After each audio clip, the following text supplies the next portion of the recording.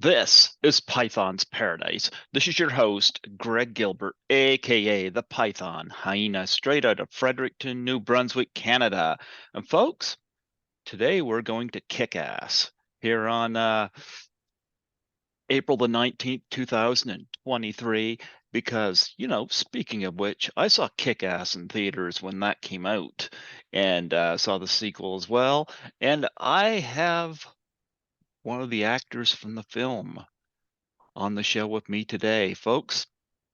She's an awesome teacher. we, we we give you the awesome, the very talented, and the very busy Deborah Twiss. How do you do, Deborah? Hi, good. How are you doing? I'm doing great. I'm doing great. I know for our interactions there the other day, you're a very busy person, acting and also directing and producing all together. Oh yeah. So I'll ask a heavy loaded question here, uh, what do you like more, acting in front of the camera or being behind the camera? I love all of it. I just love filmmaking and writing and everything about it. And for each aspect, it kind of is the morsels, the nourishment for different parts of my personality. So, there's the part of me that loves to just play pretend and get lost in a character. That's the acting thing. And actually considering how difficult it is to be a filmmaker, acting always feels like a vacation when I get to go and just be in somebody else's project. It's just like, wow, I feel like I'm 3 years old and I'm just playing pretend and it's great. It's excellent. There we are.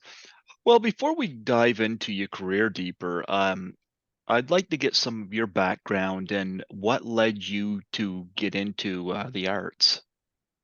Oh man, literally, I was 3 years old and I was standing in front of the TV and I had my hands on it and I was watching the people inside the TV. And I turned to my parents and I said, when I grow up, I'm going to go inside there and play with them.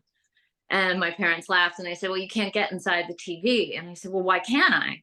And they said, because you'd have to be an actor. And I said, well, then I'm going to be an actor. And they both laughed. And You know what? then, oh, I I I I'm going to be 51 in July, and I still like I was watching Easy A the other night, and every time I see Emma Stone, I want to climb into the TV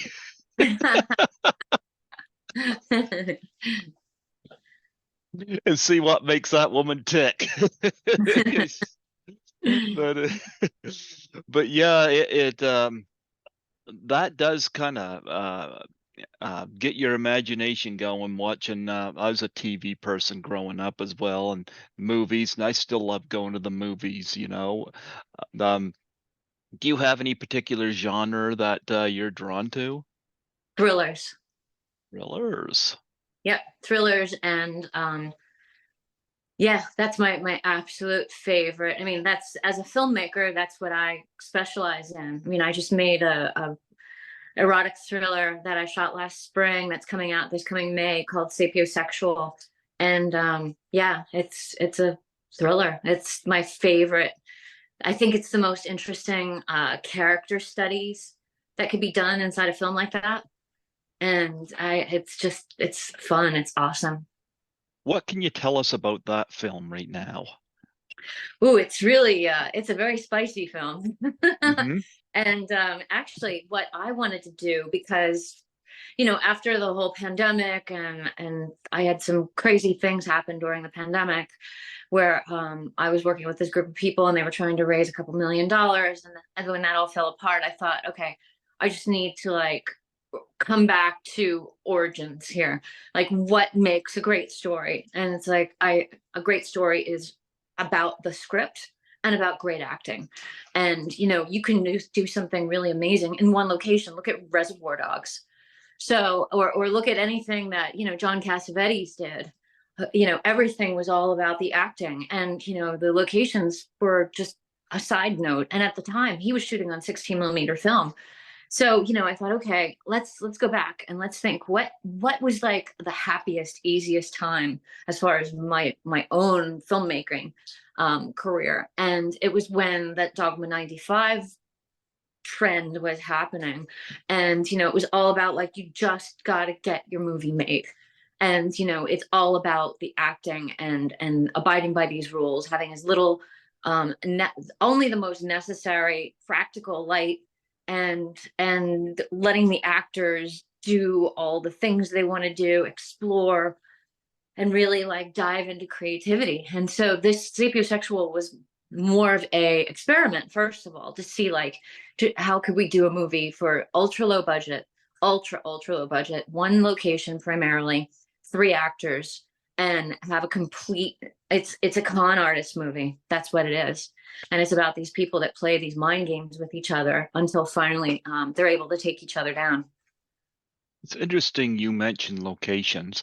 I've often said to people, especially if they have a low budget, if you don't have a budget for special effects or anything like that, if you can find a really standout location in terms of innovation and colors and whatnot, then that can really help your film, and that's Yeah. right there for you. And if you have to dress it up a little bit, sure, but really, like I'm reminded of Saturday Night Fever there, where the director was saying they used saran wrap, I think it was, in the nightclub to make the lights really shine up on in the background. And I was like, wow, and it makes that Saturday Night Fever just looks nice and polished, but it's little things like that that stand out.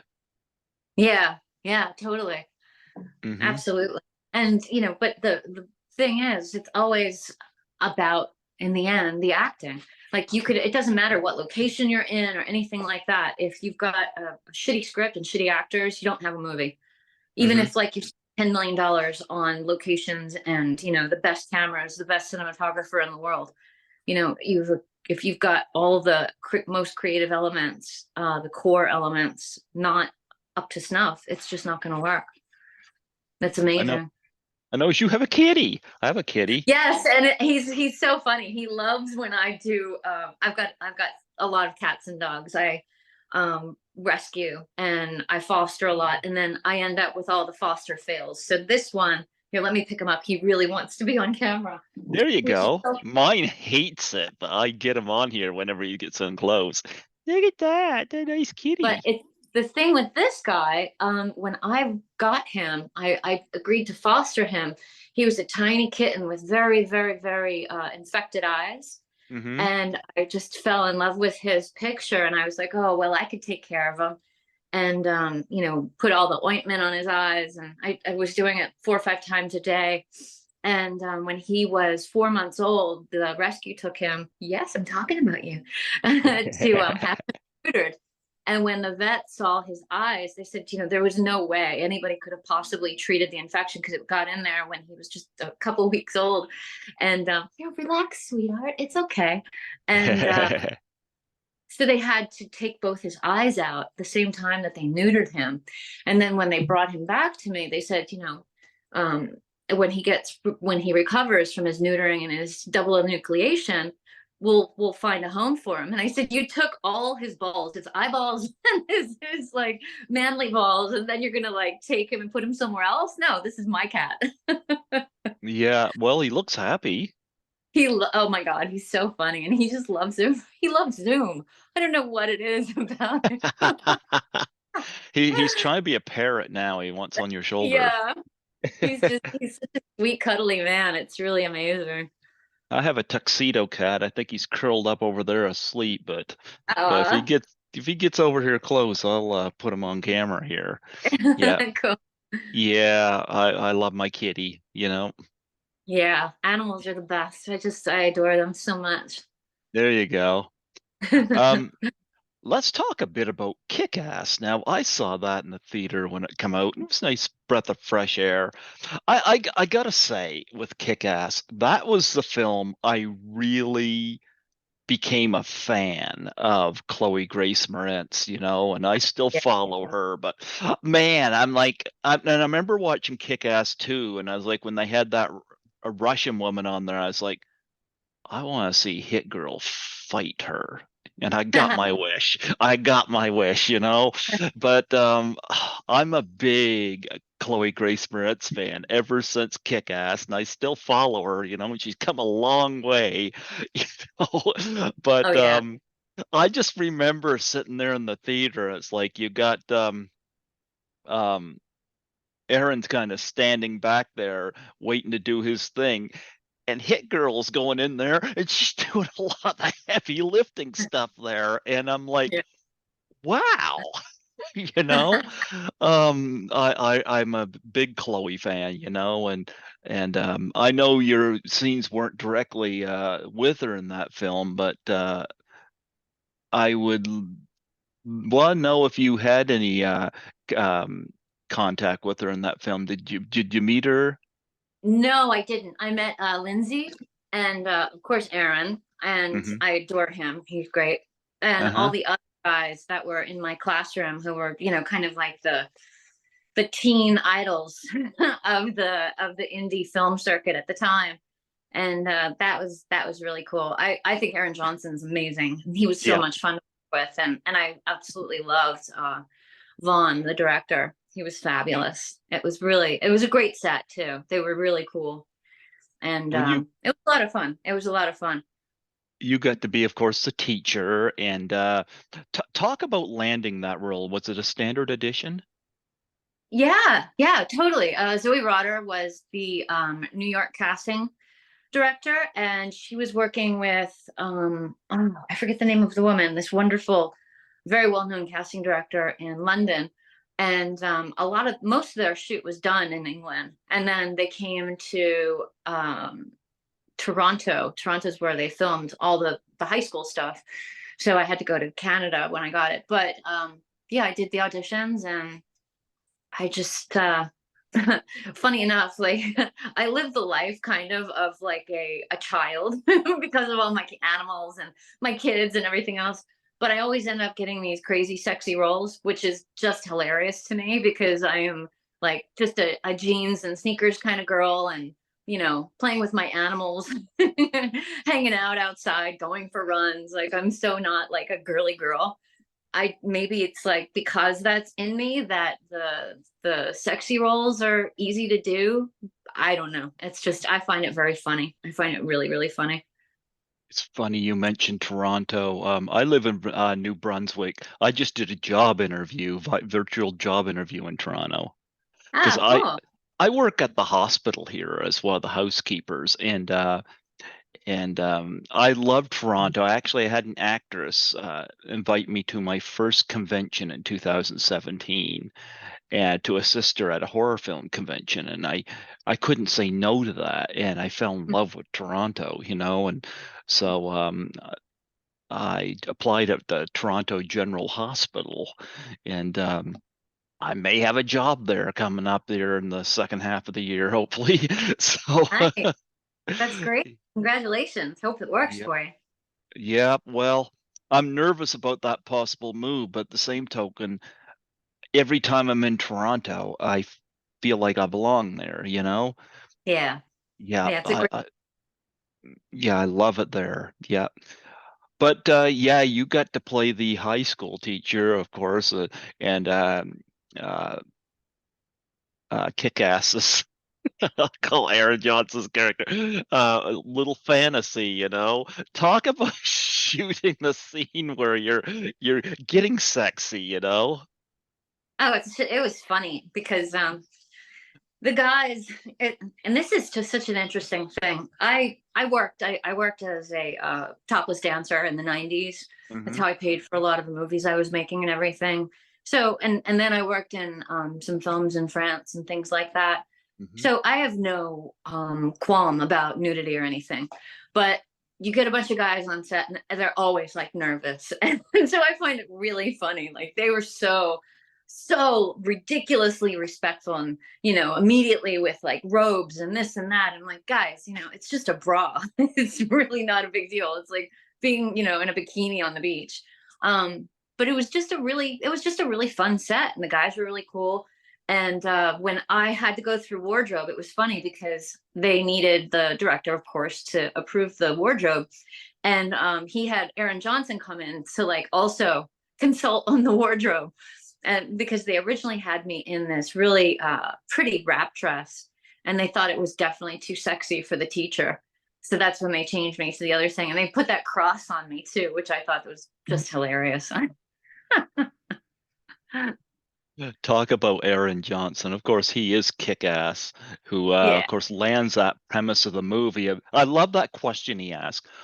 Why hasn't anybody been like people do this job, just why isn't anybody a superhero? And of course, we see at the beginning of the film where he says that person suffers from mental illness. Gotcha, jumps off. But nonetheless, Aaron asked an interesting little question there. Yeah. Yeah. And he was great. And it was really, it was a funny scene. It actually went on longer. Mhm. Like we actually end up on a desk and starting to go at it. But I think they were trying to get PG-13, and that made it a little bit too much because of the whole teacher student kind of thing, which is so funny. I'm surprised they got PG-13 with the level of violence that was in it. I know, right? Well, it's America, so PG-13 and R are there's not much difference anymore between the two. yeah. Yeah. Well, it's actually all about sex and nudity more than violence, which is absolutely hilarious Mm-hmm. Yeah. because sex and nudity tends to be far more peaceful than violence, and but that's what you get in trouble for if you don't want to have an R-rated film. You have to cut back on the skin. Was Aaron nervous about doing those scenes? The It seemed scenes like where, he was. yeah, He was the one that was nervous. I wasn't. I was just like, yeah, let's go, let's get this done.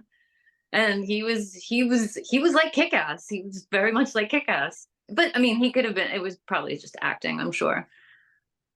talk about Lindsay. She was sweet. I mean, we didn't have any scenes together, obviously. Oh wait, I think she's actually in the classroom in the second scene. But we were in the car. We were doing a lot of like when the drivers came to get us from the hotel and take us to set and that kind of thing. We were in the car together. So I mean, very limited kind of interactions. I didn't like what they did with her in the second movie. I think they just they brushed her off too much, I think. Mm, Yeah, I it was a weird little pull away compared to what she was in the first film. So, and I like the second film, but I would have handled that a little bit differently, But yeah. nonetheless, I just went and saw Renfield last night. Of course, I love Nicolas Ah, Cage, and of course, Nicolas Cage, of course, is and Kick-Ass as well. What do you think of the reputation now of Nicolas Cage? He's become like a meme, and he seems to have embraced it because I really love that about him. It's like, yeah. I think he's a fun guy, and I mean, he totally, it's better if you just like roll with it than try to mhm. fight things, because what's the point, you know? It's the more you stay in flow and stay kind of zen about things and don't let anything, bother you or affect you, the better off you are in the end, really. I know people that went to see Renfield the moment they found out Nicolas Cage was playing Dracula, they were in, And I love the fact he's embraced it. I mean, there was this movie out last year, that where he's playing himself, and I love that he's embraced that because I've liked Nicolas Cage like since the 80s, like with Valley Girl and whatnot, and then it goes right up to now, like even something where he has no dialogue, like Willy's Wonderland. It's just he- he's innovative and interesting. So and of course it's cool seeing him in this looking like Batman. Yeah, right. I think it's really cool, and I mean, it's just such an interesting relationship between him and the daughter. It's Oh yeah. fantastic. Oh, gee. He But gives her a gun, and you get one, that first shot where he shoots and yeah, woo. one thing He- Matthew Vaughn did not direct the second one, and that's why it didn't go any further. Matthew Vaughn was the key. He's the one that was with the gang making Kick-Ass even happen to begin with. So the Mhm. fact that like somebody else ended up doing the second, it lost its flavor. It lost, there's a and Matthew Vaughn's British. And Mhm. there's a really wonderful thing about British humor that works really, really well, and it worked especially well for Kick-Ass. And they just brought in some American guy that had the Hollywood check mark next to his name for number two, and I think it's why Kick-Ass didn't continue on. I really do, You because know what? it was good. The original film was fantastic. It was so well done. It was so well edited. Great direction. And I'm not saying this just because I was in it, but great casting. Like, it was really great casting. It was so fun, and the music was fantastic. Oh my gosh! I mean, come on. Oh, I love the music that plays. Zanny music. I forget the song that Bad plays reputation. when Hit Girl goes on that killing spree and all the Bad reputation. gangsters. Huh? Bad reputation. Bad Reputation, that's it. And it's like, oh my goodness, and Yep. she does it with a big smile on her face. You could tell why I fell in love with Chloe in that movie. Is it and I've seen her in stuff before that, but this was where I she caught my attention. I started following her ever since. So like she is really interesting. But the second one, they didn't have Nicolas Cage. They brought in Jim Carrey, and I thought Jim Carrey was an inspiring choice to bring into that. But what's sad is that Jim Carrey kind of in a way derailed it because he's complaining about the violence in it, and I'm like, why do the film? You know? Yeah. I mean, yeah. And he was There's great in it. Who knows why people do things and then why they whine after. Who Yeah. knows? I mean, for all anybody knows that maybe there was some other issue going on, but he just said it was about the violence. You know what I mean? You never know. There's human beings are complex creatures. So, and it's a lot better to just say one thing than to talk about something else that might throw somebody under the bus. That's what I think.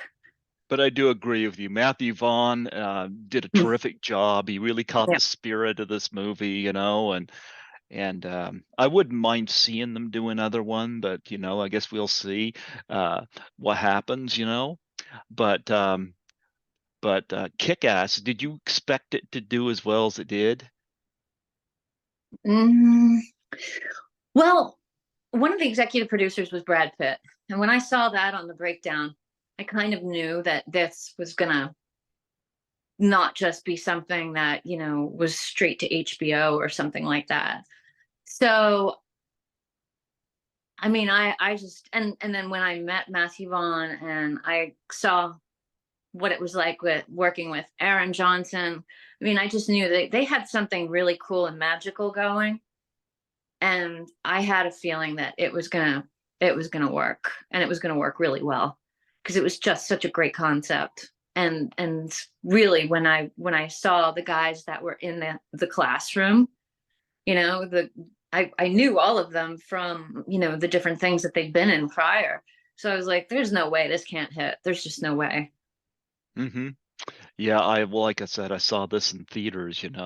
Um, But of course, one other film I got to bring up that you did was A Gun for Jennifer. That was Thank one you. of your early films. It Yes. reminds me of one of my favorite films from the 80s, Ms. 45, with Oh, Zoe yeah. Tamerlis one.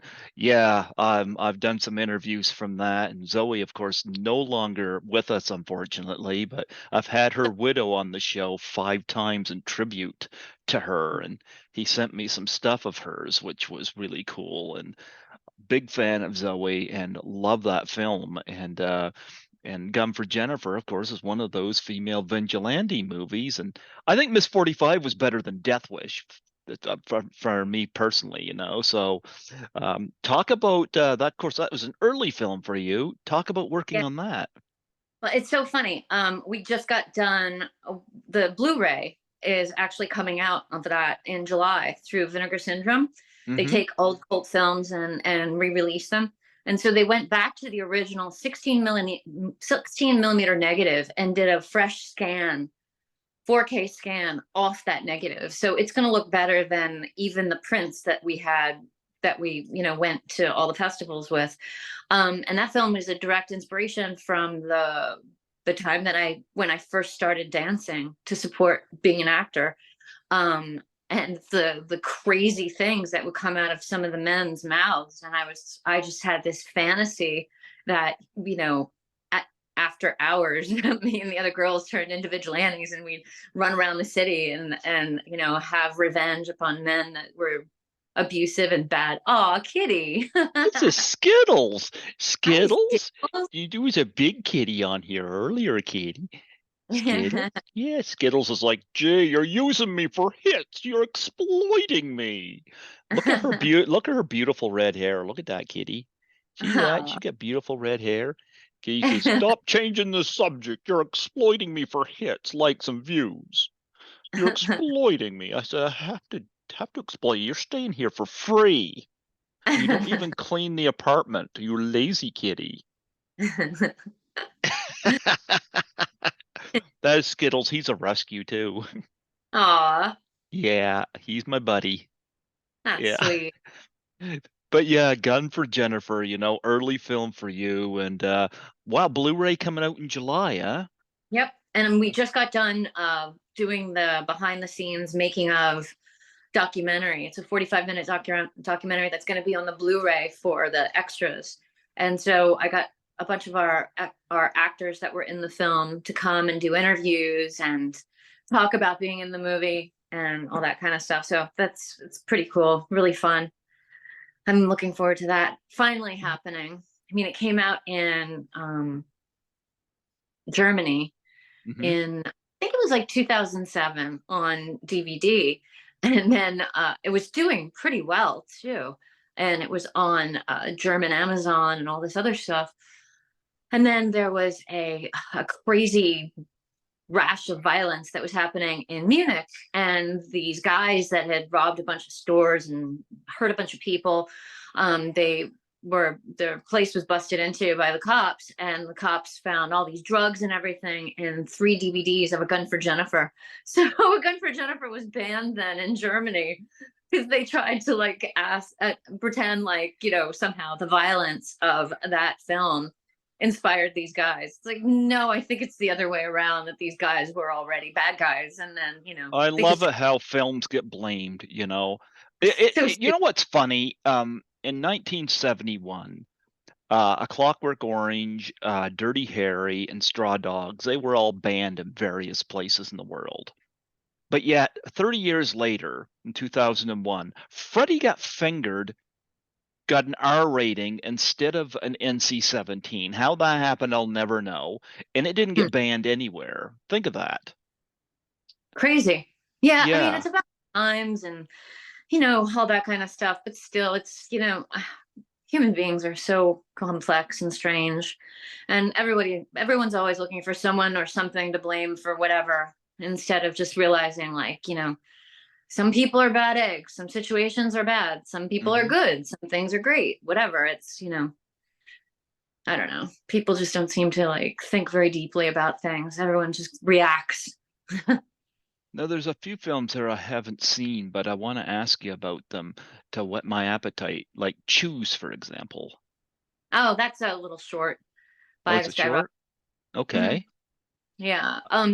There's a good film that I did that we shot in 2013, and it was re-released, but with my extended director's cut, called Sebastian. It's on Okay. Tubi. I don't know. It might also be known as A Cry from Within in Canada, but that's the film that I did with Eric Roberts and Kathy Moriarty. It I'm was one of actually in a film with Eric Roberts. everyone is. Yeah, I'm not with him. He's watching me on the television. James Balsamo made a film called It Wants Blood. And James, I'm not an actor. James was on my show, and he just asked me to shoot footage for Eric to watch on a television. And he told me what to say and this and that, and I'm like, okay, I'm game. That's great. Yeah, but Midnight Game, that one I haven't seen. What can you tell me about that? I just play a mom in it. Okay. Well, I know you work with Sean Young in Confidence Game. Again, I haven't seen that one either, but I mean, Sean Young, I mean, that goes back to Stripes and Blade Runner, and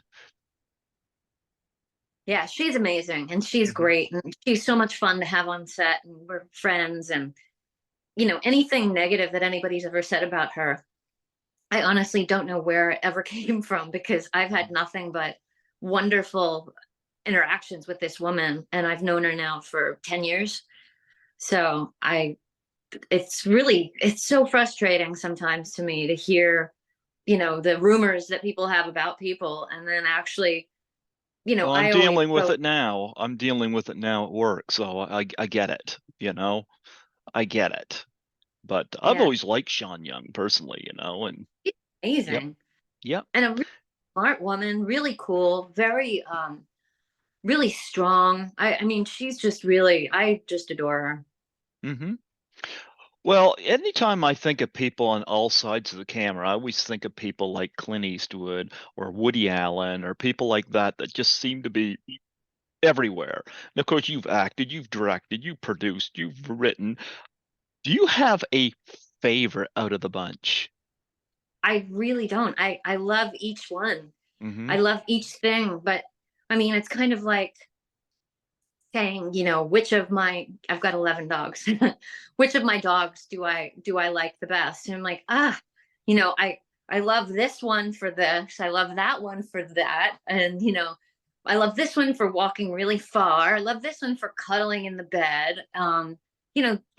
Each part has its amazing things about it and then the things that make it difficult. The one thing about acting though is there's nothing difficult about it. It's just fun and amazing and I just love being able to kind of pour myself into a different life, a different character, a different hmm human being. I think it's just such a fascinating and exciting art form because I'm a person that believes in reincarnation. So to me, this is the way to experience reincarnation within our own lifetime acting, to be able to like dive into a life of a different human being and have an entire reality that I construct around what their existence is and then be able to share it with the world and then let it go and then step into the next one. I think it's really just such an amazing experience and it goes so much with my spiritual beliefs. So, Absolutely, absolutely. Do you have any charities that you're involved with that you want to plug and promote on here? I know you're deep into animal rescue. yes, there's a wonderful cat rescue I've worked with for 15 years called Angelical Cats Rescue. Hmm And they're based out of New York City, and they are amazing. I had 4 bottle babies last spring that I fed, and they got adopted out, and a lot of my foster fails came through them. They're just an amazing rescue. They go and they wait for the death row cats to be announced, and then they'll pull cats off of the death row in New York and put them into foster, get them vetted properly, get them socialized, and then adopt them to really Oh, I wonderful people. love that. Yeah. Yeah, really, they're wonderful. And also, there are a lot of people in different areas of the city who, there's stray cats and the stray cats breed, and then, a mom with kittens will be found. And so they take in the moms and the kittens, or even just like kittens that, have been abandoned, they're orphan. And that's how people like me end up bottle feeding little babies. It's really fun. Do you ever get to do the conventions, like where you get to meet the fans and sign autographs and stuff? Do you ever get to do that? I haven't yet, but I might after. I've got a bunch of things coming out through the distributor that I work with the most, Breaking Glass Pictures. They're Hmm. fantastic. I might, because I also have a series coming out through them called Crazytown. It's 7 episodes, 30 minutes each, whole first season. And it's all about this, it's a dark comedy about the strip club world. And Oh, it's shown, nice. and it's shown in a way that nobody has ever seen it before. Because, the one thing that really bothers me about anything that I've ever seen about a strip club is that it's always a male fantasy. It's not about reality. Sorry, I've Hmm. got allergies. There's like all this green stuff everywhere. My nose is so itchy. But nobody ever shows the reality. Like, it's a really fascinating thing that goes on inside, especially in the dressing room between the girls. The girls that I met dancing are people that I not would not necessarily have ever met any other way. And so it's a really and it's a fun show. But You want Crazy me to Town. tell you what I find fascinating with that? Um, and I think I first heard about this on the Howard Stern show when he talked about he had somebody who was a stripper model come in, and I'm always fascinated with the reaction of some of the guys. Of course, I always expect the boyfriends or husbands to be jealous or angry, and you get that. But it always fascinates me how how many guys are actually turned on by the fact that other men um like their significant other, and when they see them in these clubs, it's like they're watching them on a screen, only they're right there, and other people like their significant other are interested in them. I found that fascinating, that mindset and the psychology behind it. When you worked at the strip club, did you witness anything like that? Well, I at the time was dating and living with the guy that I made a gun for Jennifer with. Hmm. And actually, he had that kind of thing where he thought it was hot that other men wanted me or whatever. And I only wanted to dance for like a year or two. But I brought a bad investor into the Gun for Jennifer film, and that's a whole story on its own. We're not going to talk about that. That's But okay. the guy that I was partnered with on this, then he wanted to sit home and edit and then write the next film that we would make. And so it was my job to go and make the money so that he could stay at home. So, and I at that point I did not want to dance anymore. So it became not so much about like he thought it was sexy as he wanted somebody to make sure the rent was getting paid and the bills were getting paid. Oh, And so that was more of a common thing that I witnessed, that a lot of the women that were in, if they had somebody, many times the guys were benefiting from, the women making a lot of money and being able to help support them.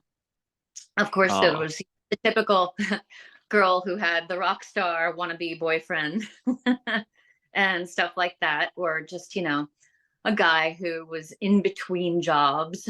And so that was a very interesting thing. And then there were a lot of girls that were just like, screw that. Like, I dance for men. I don't want to be with one. Just, I don't want to be with anyone. I'm making my own money. A lot of the girls were putting themselves through school.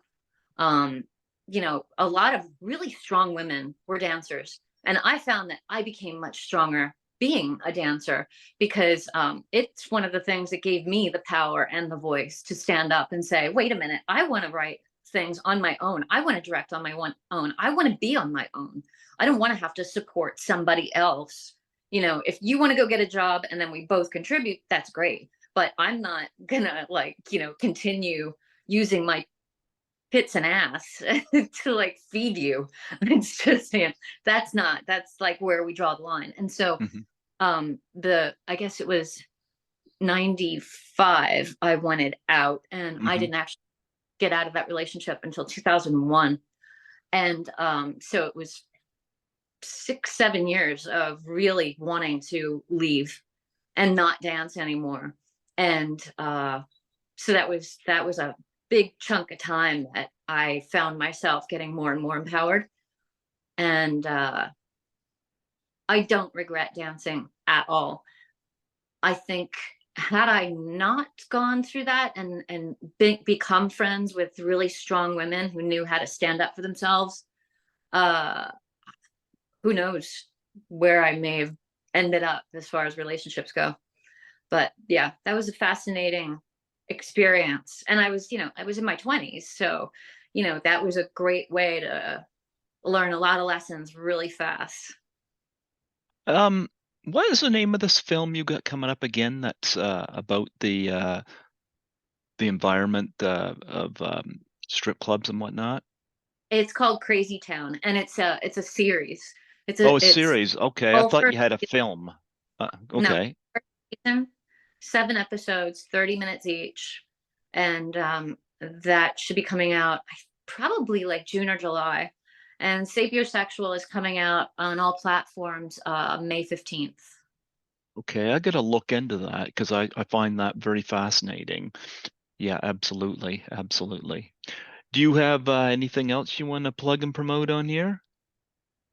Um, yeah, I'm about to start filming a movie that a guy gave my distributor a script, and Hmm. then they asked me with this guy to fix the script and maybe direct it. I realized that my role in it is so intense. It's called Broken. Um, I don't want to direct it as well as being, because it's so dark and it's so intense. Really violent thriller with lots of sex in it too. And so I've got this amazing guy that I met on a movie called Alter Ego, Hmm. where I play Dylan Walsh's fiance. This guy is Isio Masa. He's a director from Argentina. So he's going to be directing, and I've got this great DP, Chris Lind, and my usual producer sidekick, Stan Nakazono. And it's going to be a Breaking Glass Pictures film. Hmm. And yeah, we shoot that in May. And Michael Pere, I don't know if you remember him from Streets of Fire and Yep, yep, very familiar. Hmm. Philadelphia Experiment. He's in it as well, which is fabulous. Okay. Um, I was gonna add, this is something I do ask everybody that comes on here, kind of a fun question. What's the most unique thing you've ever been asked to sign?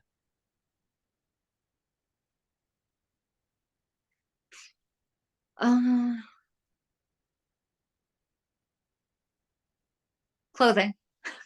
Clothing. Yeah. Okay. Yep. With a Sharpie, white T-shirt with Okay. a Sharpie. Yep. Okay. All right. Um, uh, I don't hear that very often. I often hear people signing body parts and then the person getting the name tattooed on them. I hear that quite a bit. That's a little creepy. I have no tattoos, so I don't know. I think it was Caroline Monroe was the first one I heard that from. Now I hear it quite a bit, so yeah. But yeah, I hear some of the bizarre stories. I do hope you get to do the cons though. Those are a lot of fun. Those are a lot of Yeah, fun. like they Yeah. would be. Oh yeah. I try to do them in Toronto every year, if I get the chance and Lisa Langlois, a Canadian actress, introduced me to them, and it's like, wow, I've seen the Comic Cons and stuff online, but experiencing it and seeing it are two different things. And meeting some of these people and whatnot, and it's just a lot of fun. Yeah, but I've just noticed on your IMDb you got a lot of upcoming projects. You're a busy person. Fingers crossed. Yeah. Well, you know what? It was wonderful having you come on here today and talk to me, and I gotta say, I love your hair, that beautiful hair. Thank you. Yeah, yeah, I love red hair. But I appreciate you coming on here and talking about Kick-Ass and A Gun for Jennifer and your upcoming projects. And what I would like to do, I got you on Facebook, but I'm gonna follow what you're doing, and maybe next year around this time, I would love to have you back and talk about uh, projects that you're doing now that are completed that you can go in more in detail on. That sounds great. I would love that. I'd love that. Before I let you go and get back to work, 'cause I know you're busy, would you mind doing a plug for my show? Sure. Yeah. What are Just you going to say? state just state your name and say you're listening to Greg Gilbert on Python's Paradise. Hi, I'm Deborah Twiss, and you're listening to Greg Gilbert on Python's Paradise. Absolutely, folks. Yes, check out Deborah Twiss in Kick-Ass, Gun for Jennifer, and various upcoming projects, including the series Crazytown. Yes, that sounds interesting. I got to check that out. Yeah, Absolutely. feel like Absolutely. Well, I like it when something gives me insight as opposed to just showcasing something. So this sounds like it's going to be something a lot deeper than what's on the surface. So I love that aspect of it already. cool. Absolutely. Well, God bless you. Thank you so much for coming on here and keep creating. Thank you. I'll never stop. Absolutely. And I hope to keep in touch with you and hope to have you back on.